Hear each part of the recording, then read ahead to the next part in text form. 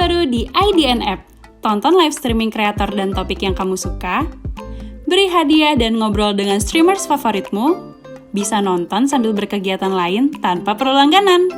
Yuk download sekarang!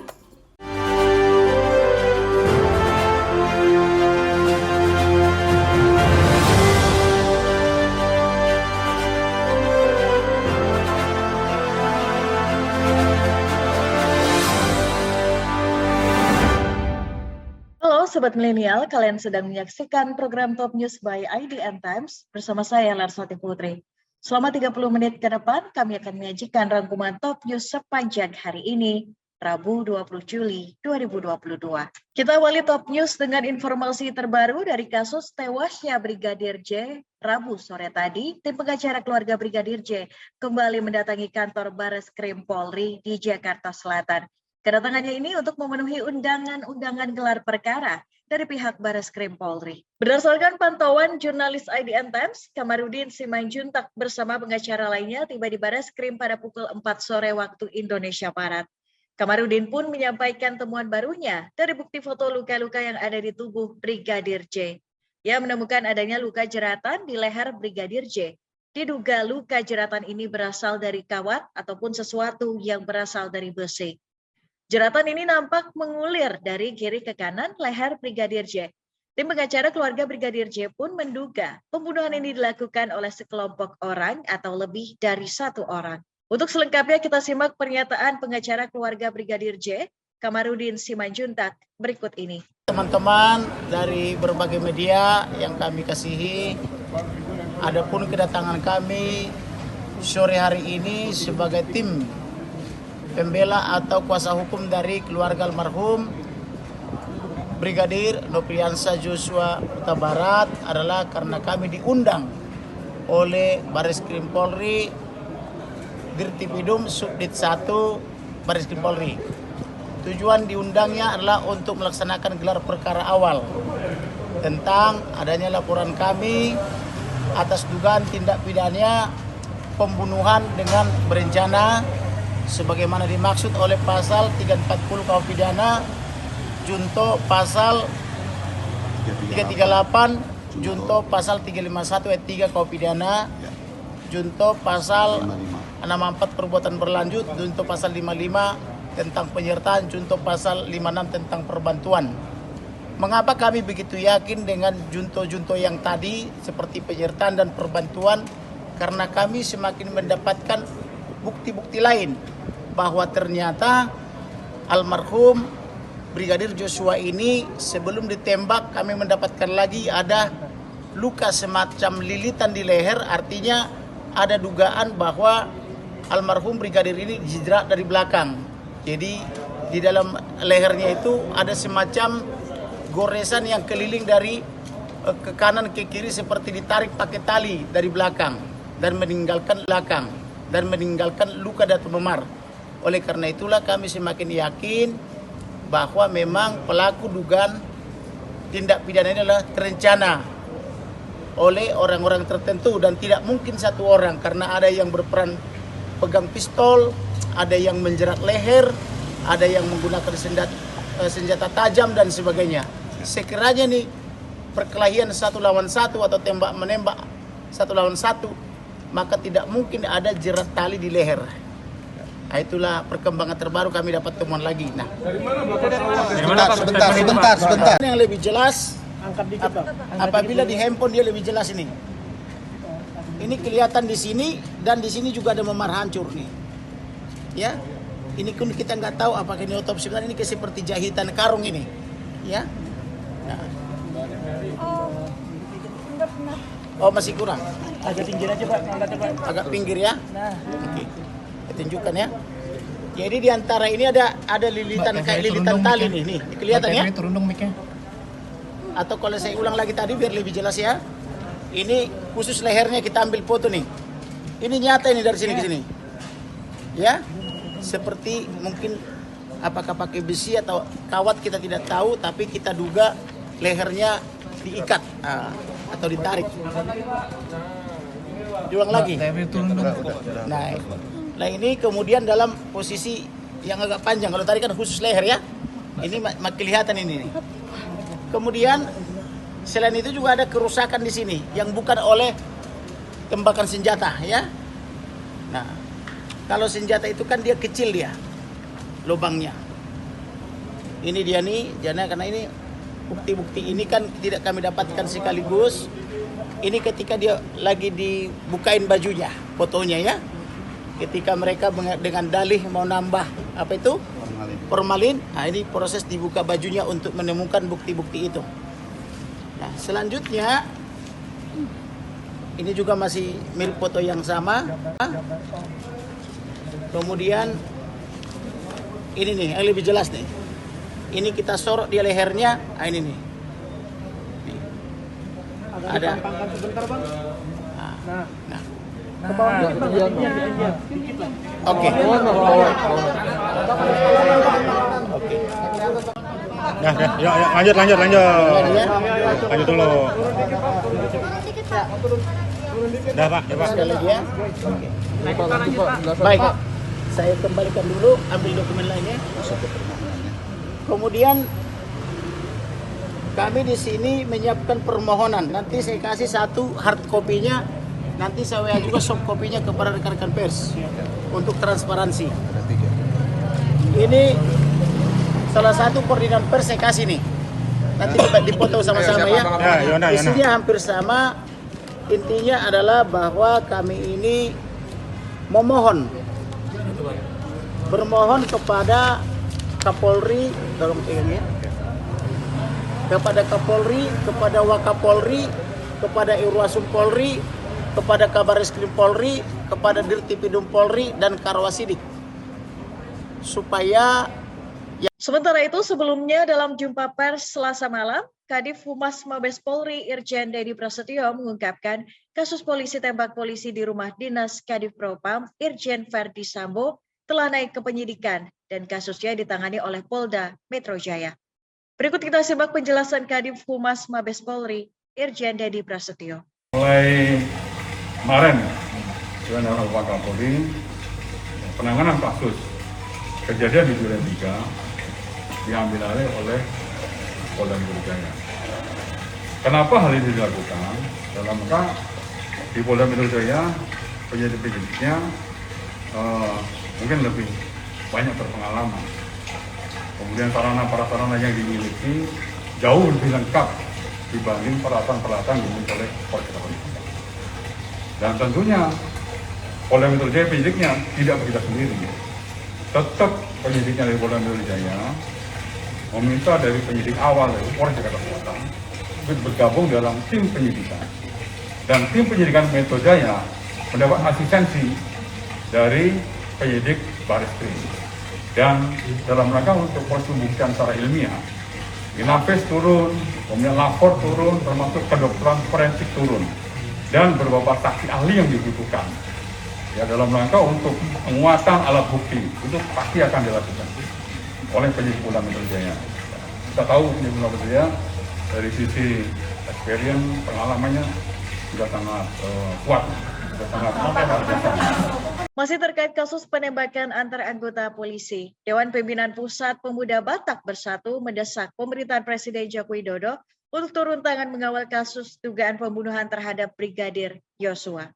Meski sudah ada tim pencari fakta dan tim independen dalam upaya penyidikan, DPP PBB berharap adanya keadilan dapat terungkap di publik. Sebelumnya, Ketua DPP PBB, Lambok FC Hombing, menemui pihak keluarga sebagai bentuk solidaritas sesama warga Batak. Selain itu, pihaknya berjanji akan mengawal kasus ini. Terlebih di Jakarta ada sekitar 130 penasehat hukum yang ikut mengawal agar keluarga mendapat keadilan. Perwakilan keluarga, Verdi Marcel, menyatakan pihaknya melakukan pengawasan terhadap kasus yang menimpa Brigadir J. Ia juga mengatakan jika Presiden Jokowi secara gamblang sudah meminta institusi Polri menuntaskan kasus ini. Kita beralih ke berita selanjutnya. Penembakan yang terjadi pada istri seorang anggota TNI, hingga kini aparat kepolisian masih mempertajam penyelidikan untuk mengusut kejadian tersebut. Dalam kasus ini, polisi memeriksa suami korban di Polrestabes Semarang. Berikut kita simak informasi selengkapnya. Berdasarkan keterangan Kapolrestabes Semarang, Kombes Pol Irwan Anwar, pelacakan di lokasi kejadian diketahui pelaku penembakan berjumlah 4 orang. Sebelumnya, korban berinisial R ditembak setelah menjemput anaknya pulang sekolah. Penembakan terjadi pada pukul 12 siang, sedangkan lokasi penembakan berada di rumah korban. Menurut keterangan lebih lanjut, penembakan terjadi ketika suami korban sedang berada di rumah. Selain itu, Kodam 4 Diponegoro menyatakan telah menyerahkan proses pemeriksaan kepada tim penyidik Polrestabes Semarang. Kapendam 4 Diponegoro, Letkol Infantri Bambang Hermanto, menyampaikan bahwa keduanya baik suami maupun korban diperiksa di kantor polisi mengingat kasus tersebut melibatkan warga sipil. Sementara itu, Kombes Pol Irwan Anwar menyatakan kejadian yang menimpa istri anggota TNI kemungkinan aksi penembakan berencana. Pendiri Front Pembela Islam atau FPI Rizik Syihab pada hari ini dinyatakan bebas. Namun kebebasannya tidak sepenuhnya bebas. Dirinya mengaku saat ini berstatus sebagai tahanan kota. Berstatus sebagai tahanan kota, Rizik Syihab setiap bulan harus membuat laporan dan tidak diperbolehkan untuk keluar kota, pulau, ataupun keluar negeri terkecuali dengan izin tertulis. Selain itu, Rizik juga mengaku memiliki sejumlah larangan, namun ia tak menyebutkan larangan apa saja yang dimaksud. Sejatinya, Rizik Syihab baru dinyatakan bebas bersyarat pada 20 Juli mendatang. Ia menyampaikan bahwa status kebebasannya dikarenakan sang istri yang dapat menjadi jaminan. Selain itu, disebutkan Rizik saat ini masih berada di kediamannya di Petamburan, Jakarta Barat. Padahal beliau itu sekarang imam Ahlus Sunnah wal Jamaah, imam kita semua. Rizik menjalani hukuman penjara di Rutan Bareskrim Polri atas 2 tindak pidana, yakni terkait kekarantinaan kesehatan pasal 93 Undang-Undang Nomor 6 Tahun 2018 dan 1 tindak pidana menyiarkan berita bohong pasal 14 Undang-Undang Nomor 1 Tahun 1946. Kita beralih ke berita selanjutnya, Sobat Milenial. Ratusan buruh yang tergabung dalam Konfederasi Serikat Pekerja Indonesia atau KSPI pada hari ini menggelar aksi unjuk rasa di Balai Kota Jakarta. Mereka mendesak Gubernur Anies Baswedan untuk mengajukan banding atas putusan PT UN terkait upah minimum provinsi atau UMP. Aksi buruh ini berlangsung pukul 10:30 pagi tadi. Dengan membawa spanduk yang berisi tuntutan, buruh juga menyampaikan orasi yang intinya menolak putusan PT UN DKI yang menurunkan angka upah minimum provinsi atau UMP tahun 2022. Dari 4,6 juta rupiah lebih menjadi 4,5 juta rupiah lebih, turun sekitar 70.000 rupiah. Buruh mendesak Gubernur DKI Anies Baswedan untuk mengajukan banding terhadap putusan PT UN. Buruh juga menilai PT UN telah melewati kewenangannya karena seharusnya hanya menerima atau menolak gugatan, namun ini ada putusan menurunkan UMP. Sobat Milenial, jangan kemana-mana, Top News akan kembali dengan informasi terkait ajakan Yusuf Kala kepada umat muslim di Asia Tenggara untuk meningkatkan ukhuwah dan kebersamaan. IDN Programmatic OOH is the first internet and GPS-connected out-of-home media platform.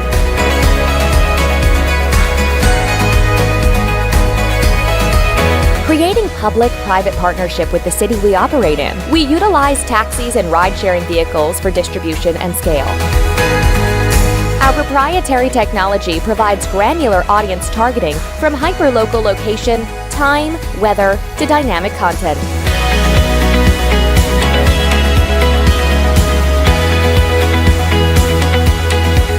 We bridge your digital life to real life.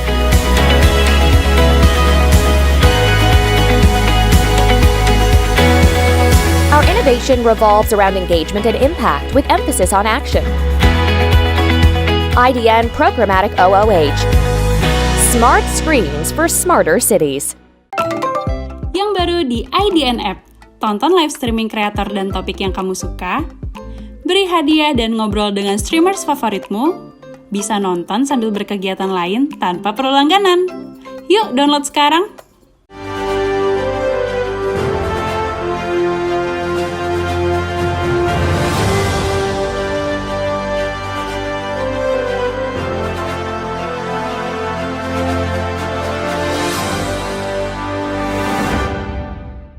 Terima kasih Sobat Millennials, masih bersama Top News.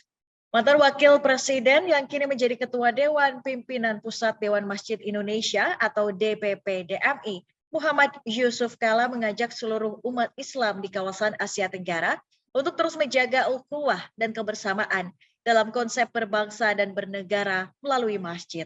Ajakan yang disampaikan Ketua Umum DPP DMI Yusuf Kala ini disampaikan saat menyampaikan sambutan dalam acara Konferensi Internasional Komunitas Masjid ASEAN hari ini di Gedung DMI Jakarta. Dalam siaran persnya disebutkan kegiatan ini digelar secara hybrid. Indonesia dan Malaysia hadir secara fisik, sedangkan Filipina, Thailand, Brunei Darussalam, Myanmar, Timor Leste, Singapura, dan Kamboja hadir secara online. Pada kesempatan ini, Yusuf Kala mengatakan masjid memiliki peranan yang sangat penting dalam membangun umat, sehingga pertemuan komunitas masjid ASEAN ini menjadi pintu untuk menjaga kebersamaan dan ukhuwah wasatiyah antar umat Islam di kawasan ASEAN. Kita beralih ke berita selanjutnya mengenai pelaksanaan ibadah haji Indonesia, Sobat Milenial. Saat jumpa pers yang tadi, Kementerian Agama menyampaikan pesan terkait larangan merokok di sekitar Masjid Nabawi kepada seluruh jamaah haji. Berikut kita simak pernyataan Kepala Biro Humas Informasi Kementerian Agama Ahmad Fauzin seperti yang disiarkan via akun YouTube Kemenak RI. Hari ini Rabu 20 Juli 2022 merupakan hari kelima masa kepulangan jemaah haji Indonesia yang masuk dalam kategori kelompok terbang gelombang pertama. Jumlah jemaah haji reguler yang telah tiba di tanah air sebanyak 14.393 orang dan jemaah haji khusus sebanyak 2.600 orang. Hari ini akan dipulangkan 5 kelompok terbang ke-4 debarkasi, yaitu JKG Jakarta Garuda Pondok Gede, JKS Jakarta Saudi Bekasi, PDG Padang, dan SUB Surabaya jumlah 2.049 orang dengan rincian sebagai berikut. JKG 1 kelompok terbang dengan jumlah jemaah dan petugas 393 orang. JKS 2 kelompok terbang dengan jumlah jemaah dan petugas 819 orang. PDG 1 kelompok terbang dengan jumlah jemaah dan petugas 392 orang. Dan SUB 1 kelompok terbang dengan jumlah jemaah dan petugas 445 orang. Kondisi cuaca di Makkah dan sekitarnya saat ini dilaporkan rata-rata suhu tertinggi 38 derajat Celcius dan di Madinah 39 derajat Celcius. Kami tetap mengimbau kepada jemaah haji Indonesia jangan menunggu haus untuk minum, tetap selalu memakai masker ketika berada di ruangan, baik di tempat akomodasi atau hotel jemaah, di Masjidil Haram maupun di Masjid Nabawi. Kembali kami sampaikan, saat ini kondisi di Masjidil Haram masih cukup penuh dan padat. Oleh karena itu, jemaah yang akan melaksanakan rangkaian ibadah tawaf maupun sa'i agar menyesuaikan dengan mencari waktu yang tidak begitu padat. Sedangkan di Masjid Nabawi masih relatif lengang, namun kami mengimbau jemaah untuk tetap mengutamakan kesehatan dengan menjaga protokol kesehatan. Terkait data jemaah sakit dan wafat, kami sampaikan sebagai berikut. Jemaah sakit sebanyak 114 orang, 26 orang dirawat di Rumah Sakit Arab Saudi, dan 88 lainnya dirawat di Klinik Kesehatan Haji Indonesia Makkatul Mukarramah. Jemaah wafat bertambah 1 orang atas nama Simin Bakir Usman, jenis kelamin laki-laki, 56 tahun, nomor paspor C610579, kelompok terbang UPG 11, asal embarkasi Ujung Pandang. Sehingga jemaah yang wafat sampai hari ini sebanyak 62 orang. Bapak, Ibu, Saudara sekalian yang kami hormati, pada kesempatan ini kami sampaikan larangan merokok di sekitar Masjid Nabawi sebagai berikut. Pemerintah Kerajaan Arab Saudi melarang keras jemaah dari negara manapun merokok di sekitar Masjid Nabawi. Merokok di sekitar Masjid Nabawi di samping tidak diperbolehkan dapat mengganggu aktivitas, mengakibatkan polusi dan kebakaran. Larangan ini berlaku sepanjang waktu dan tidak hanya pada saat musim haji berlangsung. Barang siapa yang terbukti dan tertangkap melanggar ketentuan tersebut akan diberi sanksi mulai dari teguran lisan, denda, sampai hukuman kurungan. Oleh karena itu, pemerintah mengimbau agar jemaah haji Indonesia mematuhi ketentuan tersebut demi kesehatan jemaah, kenyamanan, dan keamanan lingkungan Masjid Nabawi. Demikian yang kami sampaikan, mari tetap bahu-membahu bersama dengan pemerintah dalam memberikan pembinaan, pelayanan, dan perlindungan terbaik kepada jemaah haji Indonesia. Semoga penyelenggaraan ibadah haji tahun ini dapat tetap berjalan dengan lancar sampai dengan seluruh jemaah dapat dipulangkan ke tanah air Indonesia. Haji Indonesia, mabrur, sehat, barokah. Wallahul muwafiq ila aqwamit thoriq. Wassalamualaikum warahmatullahi wabarakatuh. Sobat Milenial, jangan kemana-mana, Top News akan kembali dengan informasi terkait restoran dalam goa di Hotel The Edge yang ditutup sementara dikarenakan tak ada izin yang berlaku. IDN Programmatic OOH is the first internet and GPS-connected out-of-home media platform.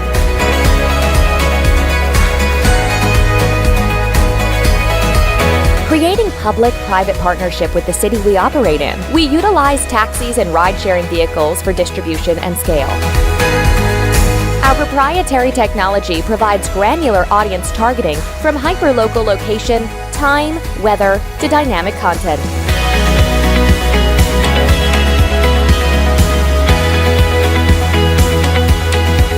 We bridge your digital life to real life.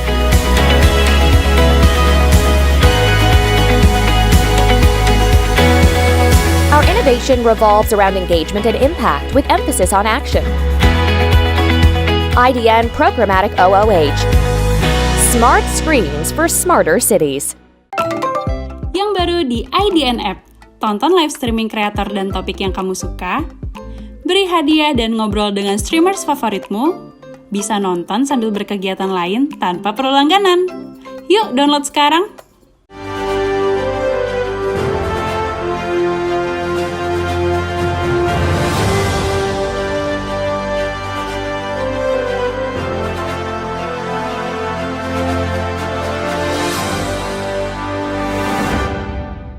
Terima kasih Sobat Milenial, masih bersama saya Larsati Putri di program Top News. Mobil jenis pickup yang membawa bahan bakar minyak tiba-tiba terbakar saat sedang mengisi BBM di SPBU Dusun Penanjan, Pacitan pada Selasa malam. Dalam kejadian tersebut tidak ada korban jiwa. Sebelumnya sempat terjadi ledakan yang membuat warga sekitar panik saat melihat kejadian tersebut.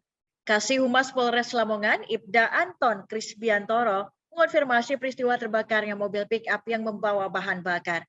Kejadian ini bermula saat pemilik mobil sedang mengisi BBM di SPBU. Tak selang lama tiba-tiba muncul percikan api dan menyambar BBM yang diangkut.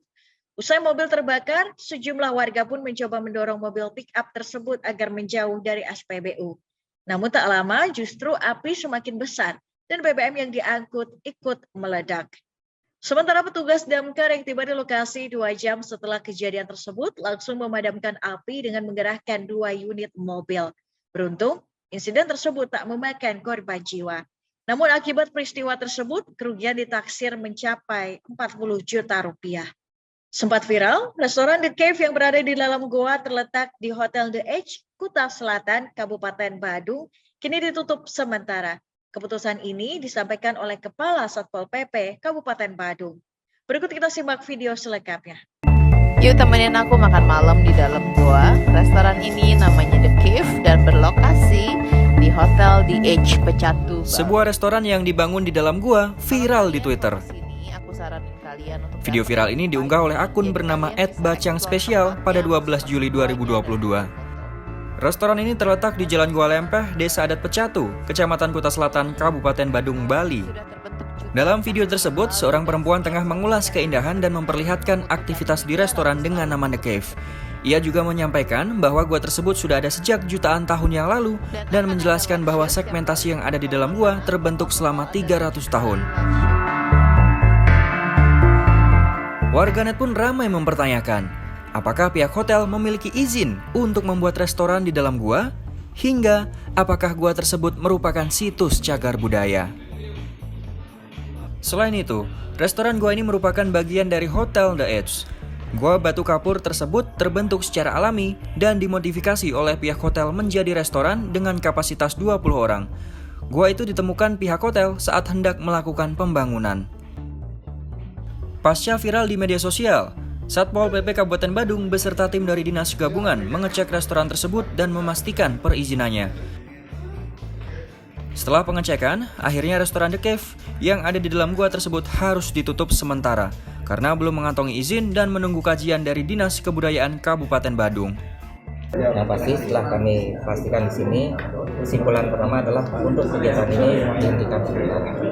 Kenapa? Kami ingin mendapatkan kajian dari instansi khususnya Balai Budaya, apakah ini kategori alam ataukah budaya, sehingga kami minta dalam waktu secepatnya memberikan rekomendasi. Kalau itu memang budaya, berarti kan publik pun bisa ikut terlibat. Apakah kenapa kami bilang budaya? Artinya itu akses purbakala yang boleh dan itu menjadi kewajiban negara untuk kelestariannya.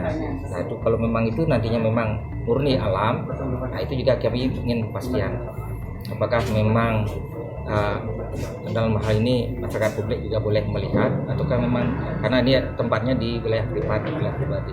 Sehingga itu juga menjawab kenapa di seputar sini tidak tahu kok ada kejadian itu, kita tidak tahu. Bukan masalah tidak tahu, karena di sini adanya di wilayah privat, wilayah kepemilikan. Tetap saja menurut pandang kami dari pemerintah, apapun itu ada kepastian hukum terhadap usaha tersebut, bagaimana perizinannya, sehingga kesimpulan kami adalah menghentikan sementara sampai dengan kepastian hukum dari perizinan, dari lingkungan hidup, dari budaya, menyatakan itu memang layak untuk bisa digunakan.